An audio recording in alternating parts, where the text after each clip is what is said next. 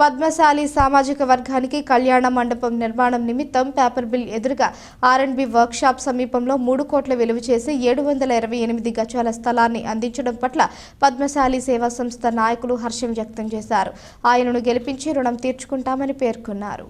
MP large నుంచి 20 లక్షలు అందించిన ఎంపీ భరతరామ్ను వచ్చే ఎన్నికల్లో రాజమండ్రి సిటీ ఎమ్మెల్యేగా గెలిపించి రుణం తీర్చుకుంటామని పద్మశాలి సేవా సంఘం నాయకులు జామిశెట్టి గాంధీ, సప్ప ఆదినారాయణలు పేర్కొన్నారు. స్థానిక ప్రెస్ క్లబ్లో బుధవారం జరిగిన విలేకరుల సమావేశంలో వారు మాట్లాడుతూ గత 6 దశాబ్దాలుగా తమ సామాజిక వర్గం తరపున కార్తీక వన సమారాధనలు నిర్వహిస్తూ ఆ కార్యక్రమానికి అన్ని పార్టీలకు చెందిన ప్రజాప్రతినిధులను ఆహ్వానిస్తున్నామన్నారు. తమ సంఘానికి సమావేశం నిర్వహించుకోవడానికి కనీసం కార్యాలయం లేదని ఎంతమంది ప్రజాప్రతినిధుల దృష్టికి తీసుకువెళ్లినప్పటికీ స్పందించలేదన్నారు. తమ సంఘం అధ్యక్షుడి చేత కళ్యాణ మండప నిర్మాణానికి శంకుస్థాపన చేయించడం జరిగిందన్నారు.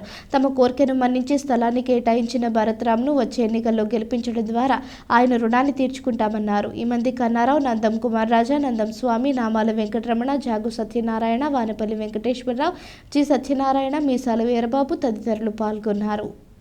20 లక్షలు ఎంపీ నిధుల్లో ఇచ్చారు. అలాగే మున్సిపాలిటీ వారు 5 లక్షలు ఇచ్చి 25 లక్షలకి మాకు గ్రాంట్ మున్సిపాలిటీ శాంక్షన్ చేసింది. అలాగే ఇప్పుడు కాబోయే ఎంపీ గారు కూడా మరి ఆయన కూడా మాకు పూర్తిగా భరోసా ఇచ్చారు. వీరు నెగ్గడానికి మేము మా పద్మశాలి సంఘం తరఫున సాయశక్తిలా కృషి చేసి వాళ్ళ చేతే మళ్ళీ దాన్ని నిర్మించి మళ్ళీ వాళ్ళ చేతే గృహప్రవేశం చేయడానికి కూడా మేము కృతనిశ్చయితో ఉన్నాం. కమ్యూనిటీ హాల్ కావాలని కోరాం. ఆ కమ్యూనిటీ హాల్ ఇప్పటి వరకు మాకు ఇప్పించలేకపోయారు.